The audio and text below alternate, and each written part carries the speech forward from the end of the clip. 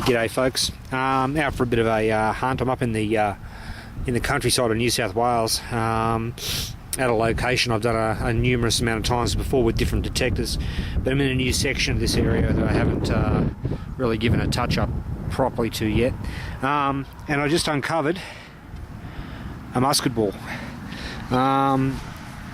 First of all, I know it's not a fishing sinker because there's no holes in it anywhere. It's a rough cast and you can actually see how it's completely around one edge. If I hold it like that, you can see how it's flattened all the way around the edge there. So it's actually been forced down a muzzle. Looking at it for size, it's probably around about the 50 caliber mark, but definitely a musket ball. I don't know if you can see that. Helps if I hold the camera on it, but if I now, I'm looking at it side on, if I turn it there end on, how it would have travelled through the ball, you can actually see how it's flattened all the way through. That's a beautiful piece of kit. Alrighty, let's keep going. Alright folks, my next find, and it's been few and far between, like I said, I've smashed this place, is a beautiful little Excelsior button. Beautiful little bit of kit, down about 4 inches, a bit of a scratchy signal, but well within the range of the XP Deus. Sweet. Alright, let's keep going. Well, it's been a fairly long haul folks. The sun's starting to set out the back there, and I've just uncovered a silver coin. Just gently working away at that. It looks to be a older threepence, and it's a 1922. Just give it a real gentle rub on the leg, and there you go there folks, a 1922 threepence. Now I have to have a look at that with the loop when I get home and just check that there isn't a 1 under that second 2. The rarest of the Australian threepence is a 1921-22 overdate. Just looking at it in the camera, I don't see a 1 there, but hey, we'll have a look when we get home. Alright, I've only got about 5 minutes left here. I've got to go home for dinner and the sun's going down, and to be honest, it's getting cold. Alright, let's keep going, eh? Alright folks, that little plug you can see there is my previous, and you go forward to where my detector is now. And I had it was a 92, and you can see just peeking out of the plug there what appears to be a silver coin. Okay, this one's, it's an older one. It's got King Edward on it, and let's flip it over. So we've got, oh look at that. It's a cracking 1901 sixpence. I'll put it on my knee so you can see it better. Now I'm not going to rub that anymore because that is in beautiful condition. Look at that folks. No, it's 1904 actually. Excellent. Alright. So much for calling it quits early. You can see the camera shaking, that's because I'm so bloody cold. But I'm going to kick on till it gets dark, I think, folks. Alright, let's keep going. Alright, folks, just doing a bit of a wrap up here of the stuff I pulled out yesterday at the old location. I've been going to a fair bit. So I'm up in the countryside of New South Wales, up near the Snowy Mountains, and I've got a couple of permissions up here. This is one that I've done numerous times with the detectors, and with the XP Deus, it's the first detector I've had that's had the ability to separate targets so quickly, especially with reactivity. But anyway, enough prattling. Let's go through the stuff. There's some pretty cool stuff here. First and foremost, the 2 silvers. So you've got an 1904 sixpence in beautiful nick, and a 1922 threepence, also in great nick. As far as buttons go, we've got an Excelsior button there on the left, a decorated one in the middle with no name, and what appears to be a steel coat button or something similar. It's got a shank on the back of it still, nothing on the front. A small charm. I think it's aluminium. I don't believe it to be silver. I think it's aluminium with the gold wash. They're not that old. Over here in the 1 and 2 cent pieces, I think the highlight of that's a New Zealand 1 cent piece. It's popped out of a hole.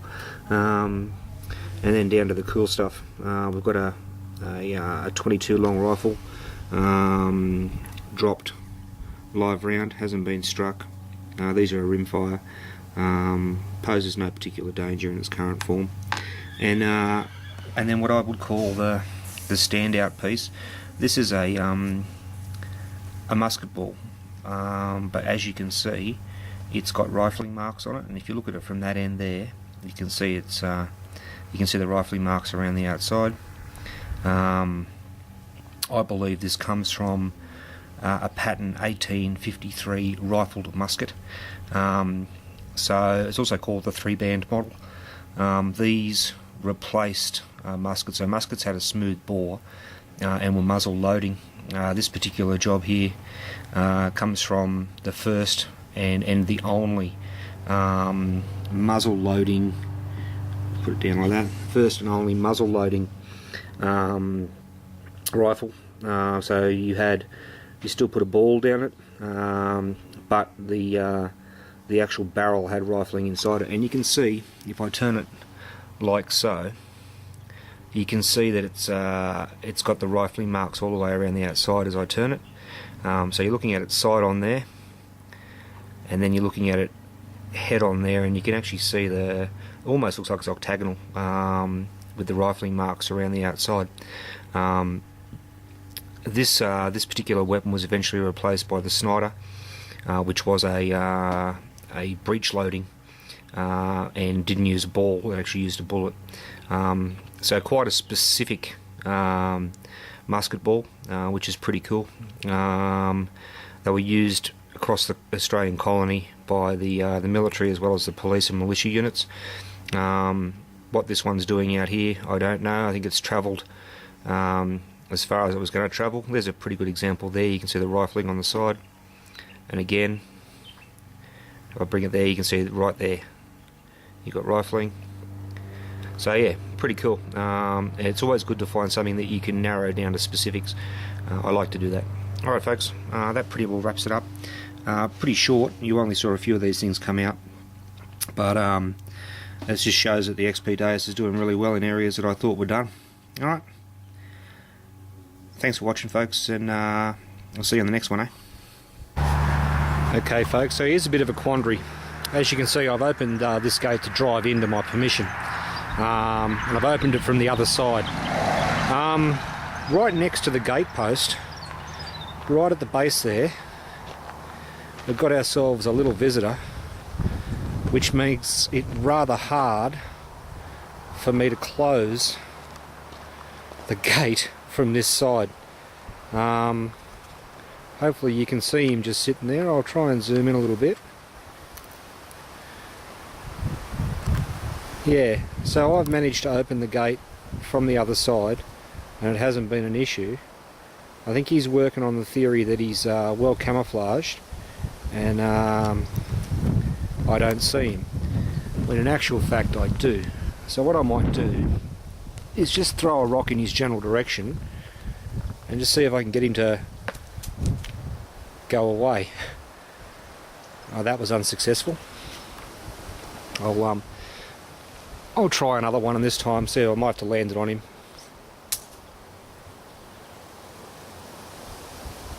I don't think it's dead. Bloody well shouldn't be. It looks quite alive. It looks all curled up there. Maybe he's just cold. I don't know. He's got his eyes open. No, he's alive. There he goes.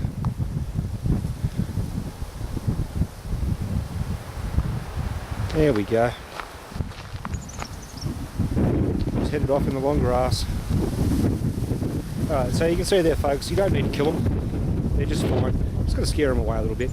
Alright, let's get on with the digging, eh? Okay, sorry about the wind noise, folks. But sun's just starting to go down. I'm still going, and I got myself a 1951 threepence just popped out of the hole. It was in there with a nail, and I initially closed the hole thinking the nail was the target, but there we go there. Let's go in and get that. Excellent, look at that. Alright, let's keep going, eh? Yep, how are you, folks? So what I'm doing is I'm going back over this ground, digging every little crap signal or close to, and you can see I've got quite a number of steel bottle caps, ring pulls, stuff like that. But it is paying off, as you can tell by that little bit of silver hanging out of that plug just there. Let's go in and get that. Okay, and it's a 1949 sheaf of wheat threepence. I'll pop it up on my leg, be a bit better. There we go there, folks. So I've got a couple of threepence. I've got a shotgun cartridge base you didn't see come out, so it hasn't been totally unsuccessful.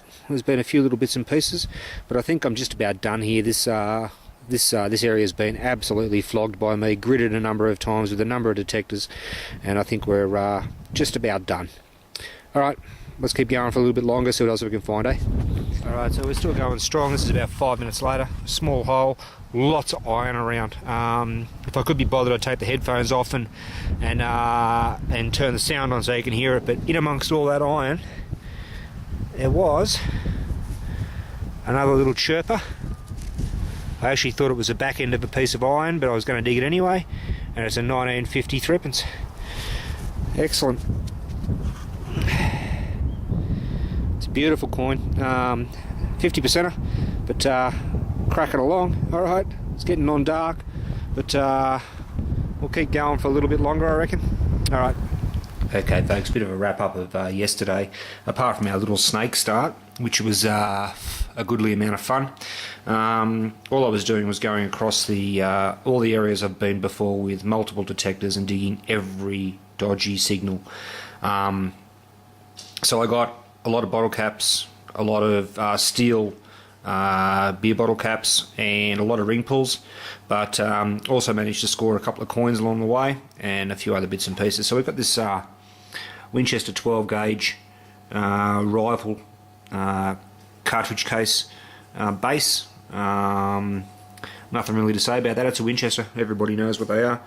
A surface fine 50-cent piece, that's always nice. And then the three threepences that you saw come out. So we've got they're all 50%ers. So we've got a 1949, a 1950, and a 1951 threepences. So I'm pretty confident that area is done. It's been an ongoing project for about the last 2, maybe 3 years, and as I've changed detectors, I've gone back and hit it again, and every time I've pulled out some more. Alright, folks, I'm going to wrap this up. This may end up being attached to the previous day's video, just to give it a decent amount, because I mean, you've got about 3 minutes worth of video in this, apart from the last minute 30 of me talking. So have a good one, and we'll catch you on the next vid, folks.